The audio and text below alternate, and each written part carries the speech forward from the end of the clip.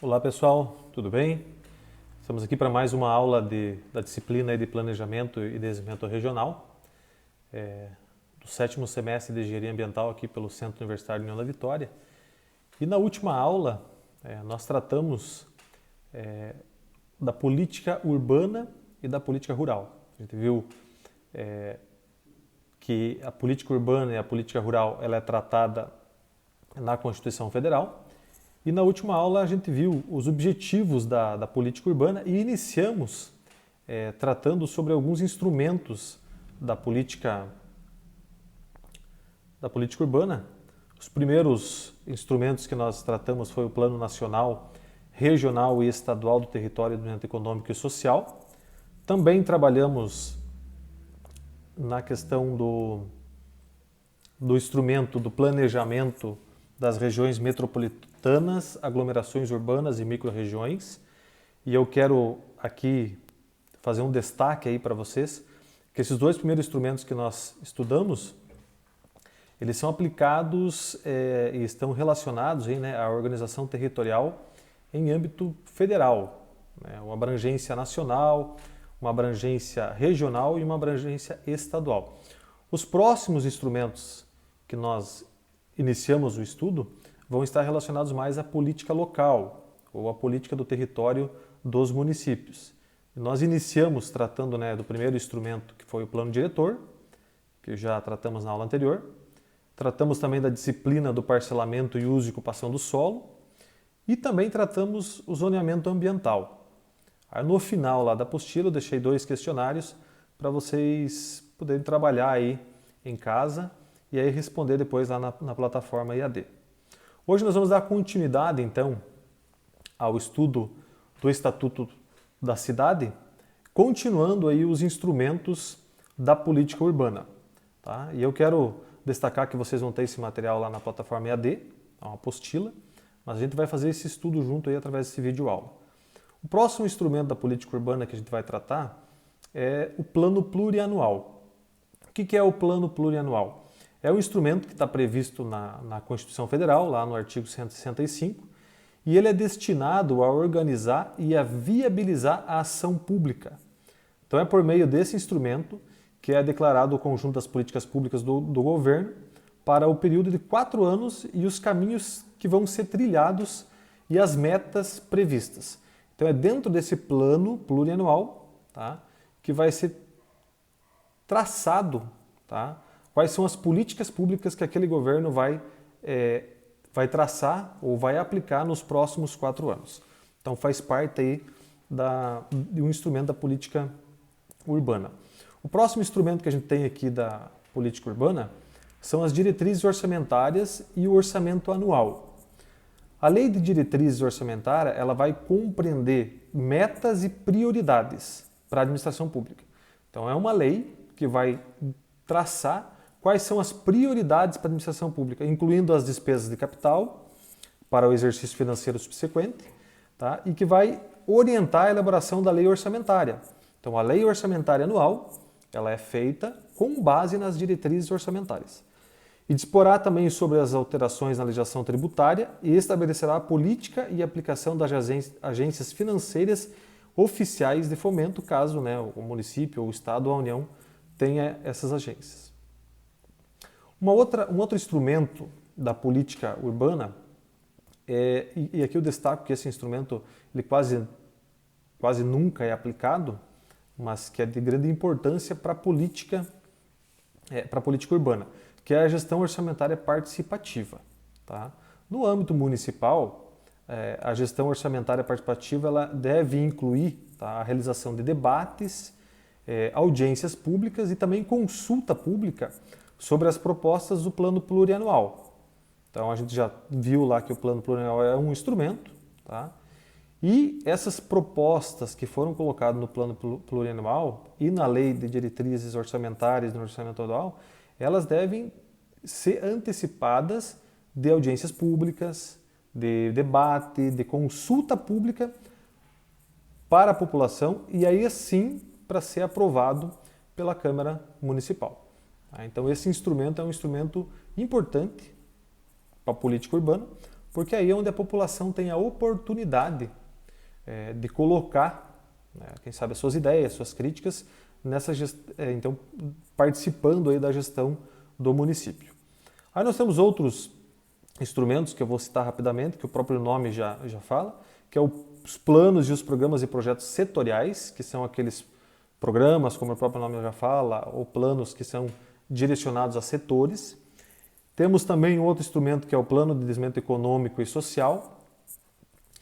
E o sexto instrumento dessa aula de hoje, que eu quero aqui destacar, é o Imposto sobre a Propriedade Predial e Territorial Urbana, que é o conhecido IPTU. Tá? É um imposto de competência dos municípios e ele recai sobre a propriedade predial e territorial e tem como fato gerador, que vai gerar então aí esse imposto, a propriedade, o domínio útil ou a posse do imóvel. Tá? Então, como definido em lei, esse imóvel ele deve ser localizado na zona urbana do município, e aí a gente vai ver lá as características para ver se o imóvel está dentro de uma área urbana ou rural, lá no Código Tributário Nacional. Ele vai dizer quais as características para esse imóvel ser considerado como urbano. E o Estatuto da Cidade ele ainda traz, dentro da questão do IPTU, um instrumento que a gente chama do IPTU progressivo no tempo. O que significa esse IPTU progressivo no tempo? O IPTU progressivo no tempo ele pode ser aplicado quando o descumprimento das condições e prazos do imóvel que é um imóvel que esteja sendo considerado como não utilizado ou subutilizado. Então, o que o município pode fazer? O município pode notificar esse proprietário, tá, para que ele utilize esse imóvel, aproveite esse imóvel, né, não havendo, dentro do prazo legal, o cumprimento dessa notificação. Tá, então, o município pode fazer o quê? Ele pode instituir sobre aquele imóvel o que a gente chama do IPTU progressivo no tempo. Tá? Ou seja, é a majoração da alíquota pelo um prazo consecutivo de até 5 anos. Tá? Se durante 5 anos, quando tiver essa majoração do IPTU, ainda assim o proprietário não tornar aquele imóvel aproveitado ou utilizado, o município pode partir para um outro instrumento que a gente vai ver a seguir, que é a desapropriação.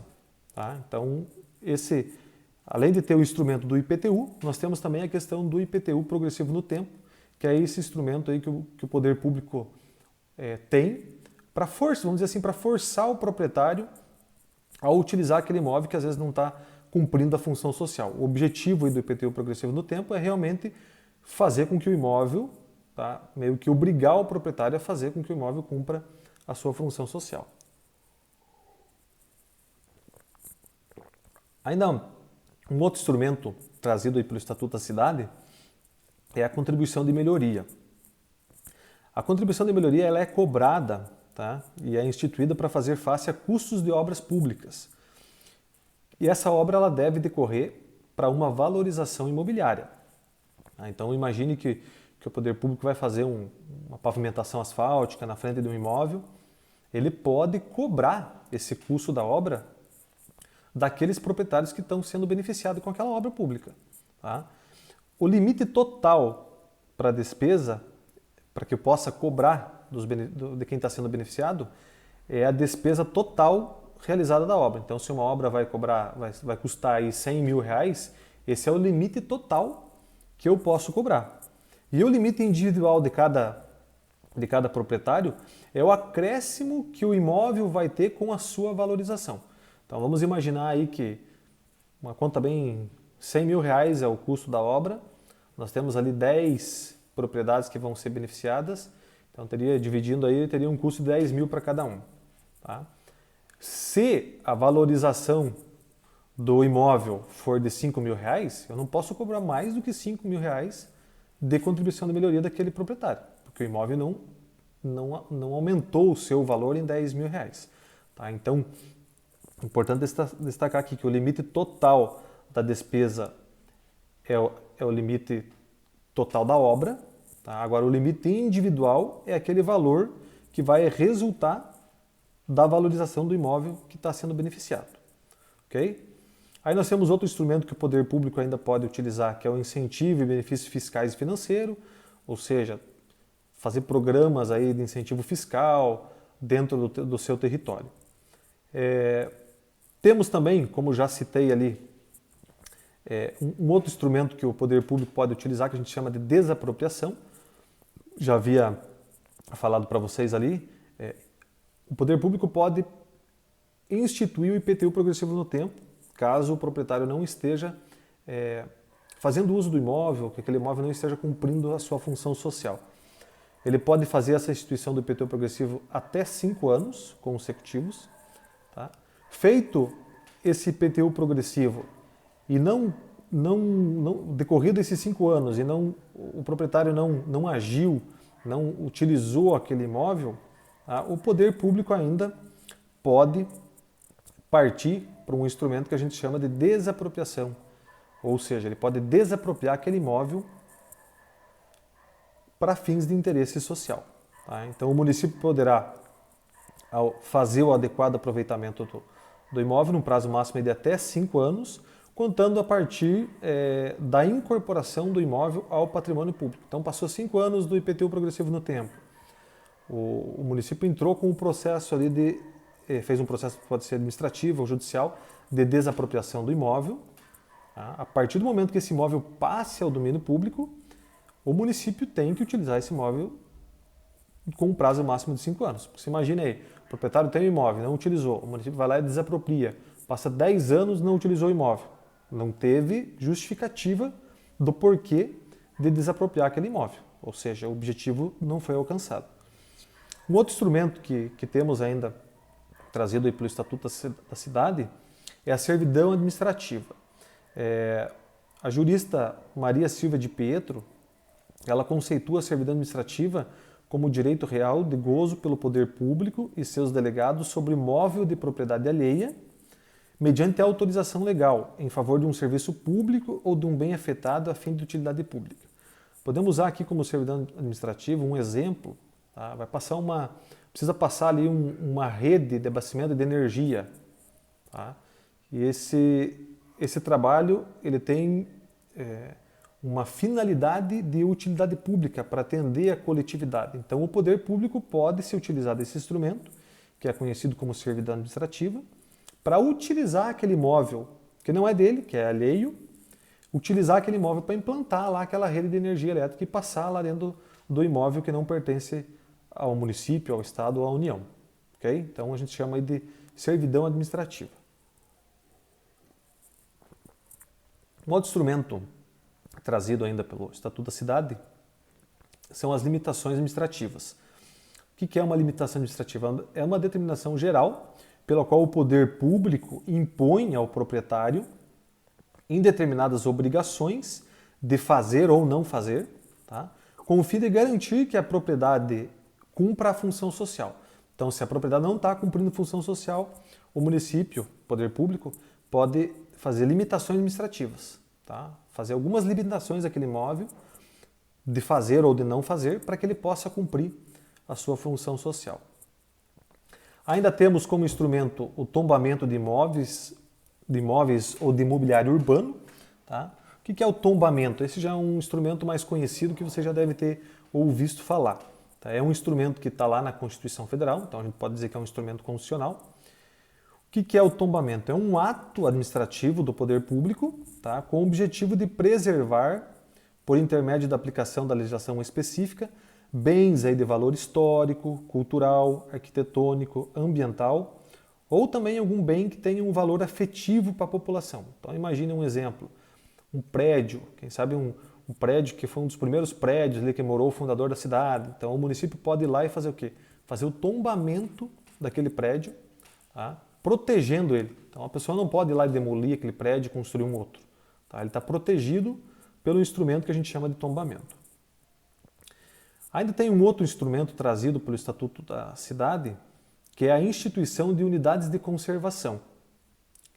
E aí eu destaco para vocês que tem uma lei específica que criou, né, o Sistema Nacional de Unidade de Conservação, que é a Lei 9.985 de 2000, tá? O que é a unidade de conservação? Esse conceito vocês encontram lá nessa lei. A unidade de conservação é o espaço territorial e os seus recursos ambientais, incluindo as águas jurisdicionais, com características naturais relevantes, legalmente instituído pelo poder público, com o objetivo de conservação e limites definidos sob regime especial de administração, ao qual se aplicam garantias adequadas de proteção. Ou seja, são alguns locais, alguns limites que são, como que eu vou falar para vocês, eles são mapeados, tá? Tem uma descrição do seu perímetro, e aquele terreno ali ele é protegido por lei. Se cria então uma unidade de conservação, que aí a gente vai ter vários tipos de unidades de conservação. A gente pode citar como exemplo, aqui na nossa região de União de Vitória, a gente tem a APA, né, que é a Área de Proteção Ambiental da Serra da Esperança, que é um tipo de unidade de conservação. Nós temos, por exemplo, o Parque Nacional lá de Foz do Iguaçu, tá, das Cataratas, no 50 Cataratas, é um tipo de unidade de conservação que é protegido por lei. Tá? Aí vocês vai ter a lei que cria aquela unidade de conservação vai dizer quais tipos de atividades que pode dentro daquela unidade, o que não pode, tá? Quem que vai ser o órgão que vai cuidar daquela unidade de conservação. Então também é um instrumento trazido aqui pelo Estatuto da Cidade. O próximo instrumento que é trazido aqui é a instituição de zonas especiais de interesse social, conhecido como ZEIS, tá? Ou ainda chamado como área de interesse social. O que são essas áreas? São áreas demarcadas no território do município, né, para assentamentos habitacionais de população de baixa renda. Então, muitas vezes, dentro do imóvel tem lá uma área que foi invadida, com pessoas de baixa renda habitando naquele local. Quando do plano diretor, essa área pode ser delimitada e chamada aí como zonas especiais de interesse social. Ela vai ter um tratamento diferenciado até para a questão de regularização fundiária, que a gente vai ver à frente, que também é um instrumento aí do Estatuto da Cidade, que ele pode ser aplicado aí para esse tipo de regularização. Então, esse instrumento aí, que é as zonas especiais de interesse social, também é trazido pelo Estatuto para delimitar essas áreas que estão sendo ocupadas de maneira irregular, para que o poder público possa até regularizar essas áreas. O próximo e último instrumento que eu quero trazer nessa aula é a concessão de direito real de uso. O que é a concessão de direito real de uso? É quando mediante a concessão do direito real de uso, a administração pública concede o uso do bem ou o seu domínio para um particular, tá? De forma remunerada ou gratuita, que pode ser também por tempo determinado ou indeterminado, tá? Sob a forma de direito real, para o desenvolvimento e implementação de atividades socioeconômicas que sejam relevantes ao interesse público. Então imagine que o município tem uma área, tá, e ele quer fazer uma concessão de direito real para que uma empresa se instale naquela área. Então é um instrumento que ela também pode utilizar, instrumento esse que é trazido aqui pelo Estatuto da Cidade. Pessoal, eu venho até aqui com esses instrumentos, na próxima aula a gente continua e finaliza todos os instrumentos que são trazidos aí pelo Estatuto da Cidade. Ok? Até logo!